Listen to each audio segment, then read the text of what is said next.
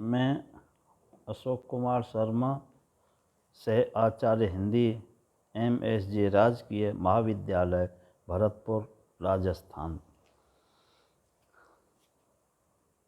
आज हम सूरदास के पद की व्याख्या करेंगे। इस व्याख्यान में ये पद भ्रमर गीत सार से लिया गया है, जो आचार्य शुक्ल ने सूरसागर में से प्रमुख पदों को लेकर के भ्रमर गीत सार नाम से संपादित किए हैं।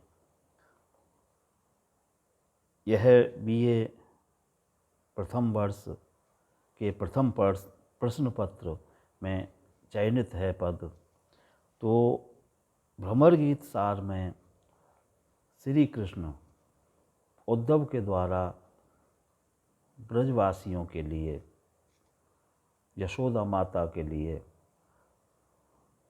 अपना संदेश भेजते हैं और प्रकारांतर से जो उद्धव के मन में ज्ञान का घमंड था और प्रेम का उपवास करते थे, जो भक्ति का मुख्य तत्व है, तो दोनों काम करते हैं कृष्ण इसमें कि अपना संदेशा भी भेजते हैं ब्रजवासियों के लिए, गोकुलवासियों के लिए, और दूसरा जो छिपा हुआ उनका उद्देश्य है वो ये है, दिखाना चाहते हैं वो कि प्रेम तत्व प्रधान है, भक्ति तत्व प्रधान है और ज्ञान तत्व है वह है गौण है। श्रेष्ठता भक्ति तत्व की है, क्योंकि बिना भक्ति के, बिना प्रेम के इस संसार में जीवात्माएं प्रभु को प्राप्त नहीं कर सकती हैं। तो इस पद में कथा आती है कि उद्धव पहुंच जाते हैं गोकुल में और नंद के द्वार पर अपना रथ खड़ा कर देते हैं। तो उत्सुकता होती है वहाँ के लोगों के लिए, गोकुल के लोगों के लिए, गोपियों के लिए, कि रथ को देख करके, और अनेक प्रकार का अनुमान करती हैं तथा आपस में बातचीत भी करती हैं उस रथ को देख करके कि ये रथ किसका है, कैसे आया है। इसी जिज्ञासा को या इसी भावना को, जो सहजता है भावों की, जिज्ञासा का भाव है, कौन है, कहाँ से आया है, क्यों आया है, तो इस प्रकार के प्रश्न गोपियों के मन में आते हैं इस पद में। तो इस पद को पढ़ेंगे या इसका पाठ करेंगे पहले, उसके बाद में इसकी व्याख्या करेंगे। पद है, देखो नंद द्वार रथ ठाड़ो। तो इसको पहले पढ़ेंगे, पाठ करेंगे। देखो नंद द्वार रथ ठाड़ो, बहुर सखी सुफ लक सुत आयो। बहुर सखी सुफलक सुत आयो, पर्यो संदेह उर्गाढ़ो। देखो नंद द्वार रथ ठाड़ो। नंद द्वार रथ ठाड़ो, ठाड़ो नंद द्वार रथ ठाड़ो। देखो नंद द्वार रथ ठाड़ो।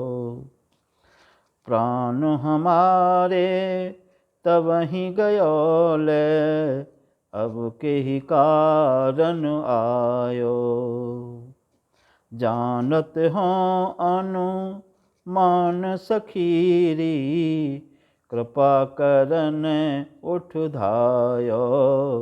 देखो नंद द्वार रथ ठाड़ो।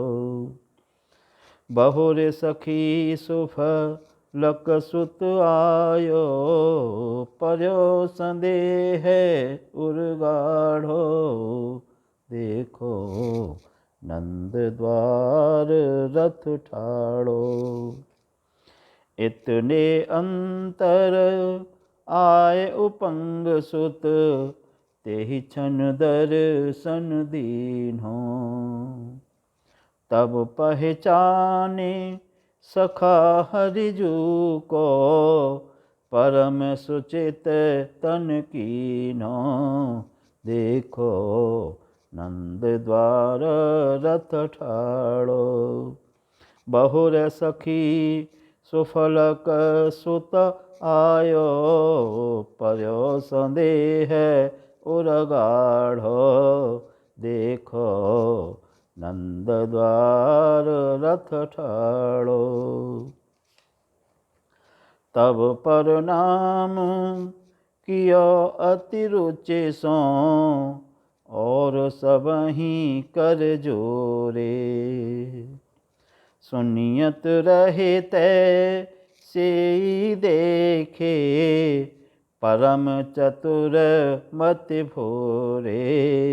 देखो नंद द्वार रथ ठाड़ो, बहुरे सखी सुफलक सुत आयो, बहुरे सखी सुफलक सुत आयो, पर्यो संदेह उरगाढ़ो, देखो नंद द्वार रथ ठाड़ो।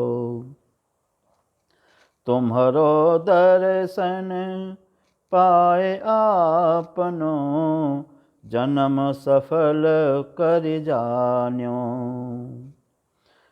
सूर उधों सो मिलत भयो सुख, सूर उधों सो मिलत भयो सुख, ज्यों झख पायो पान्यो।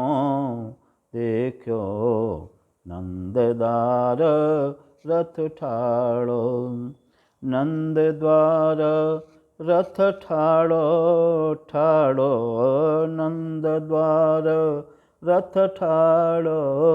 देखो नंद द्वार रथ ठाड़ो, बहुरे सखी सुफलक सुत आयो, बहुरे सखी सुफलक सुत आयो, पर्यो संदेह उरगाढ़ो।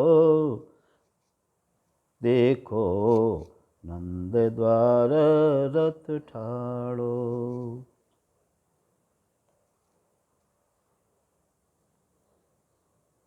अब हम इस पद की व्याख्या करेंगे। देखो नंद द्वार रथ ठाड़ो। तो एक सखी गोपी है, वह अपनी दूसरी सखी से या और गोपियां हैं उनसे कहती है कि हे सखी, देखो नंद के दरवाजे पर रथ खड़ा हुआ है। बहुर सखी सुफलक सुत आयो। कृष्ण और बलराम के लिए सुफलक सुत अर्थात अक्रूर जी मथुरा के लिए ले गए थे, तो उनके मन में संदेह होता है और कहती हैं कि बहुर सखी, दोबारा से हे सखी, अक्रूर जी आए हैं और मन में मुझे तो ऐसा संदेह लगता है। प्राण हमारे तब ही गयो ले, अब के ही कारण आयो।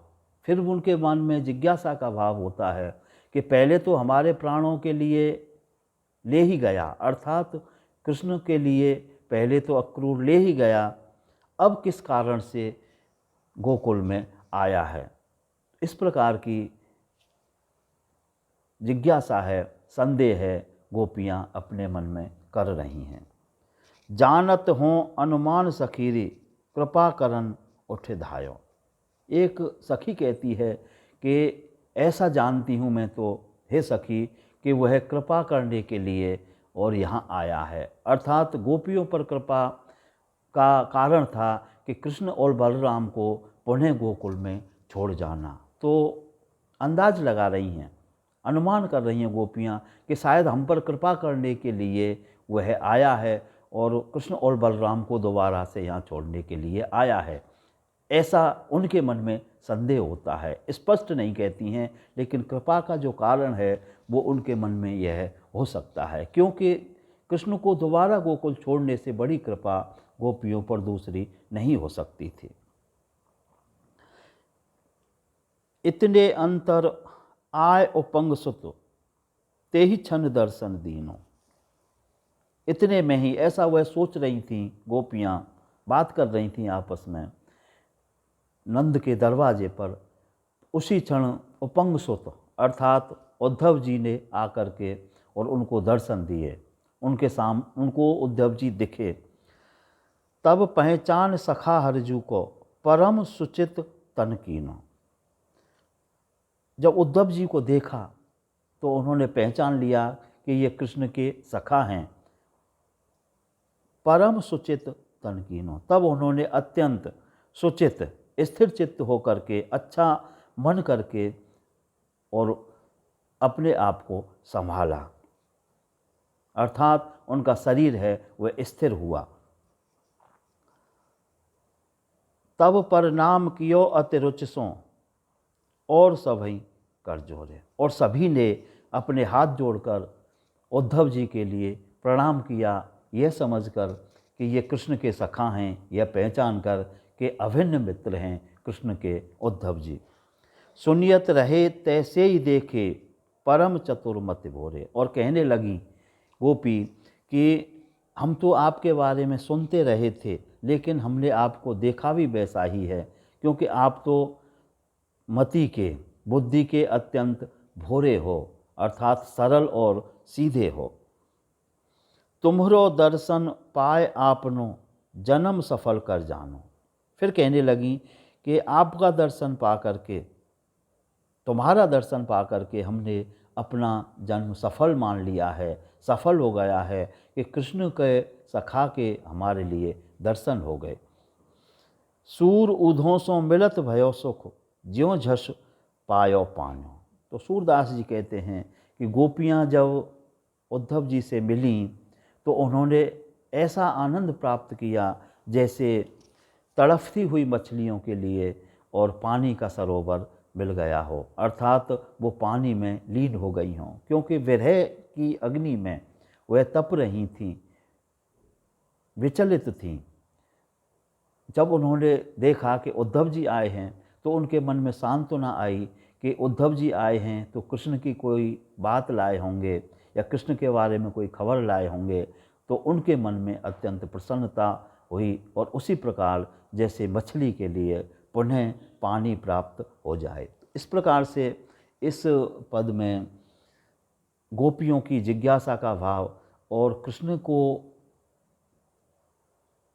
या कृष्ण के संदेश को या कृष्ण के मित्र को देख करके और उनके मन में जो आनंद की अनुभूति हुई, उस भाव का चित्रण इसमें सूरदास जी ने पद में किया है।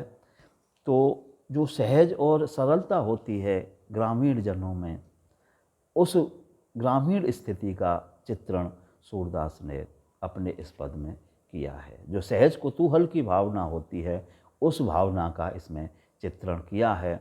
और सहज जो व्यवहार होता है अतिथि आने के बाद में या अतिथि आने पर, उस भाव का चित्रण सूरदास जी ने इस पद में किया है। हमने इस पद की व्याख्या की। इस व्याख्यान में धन्यवाद।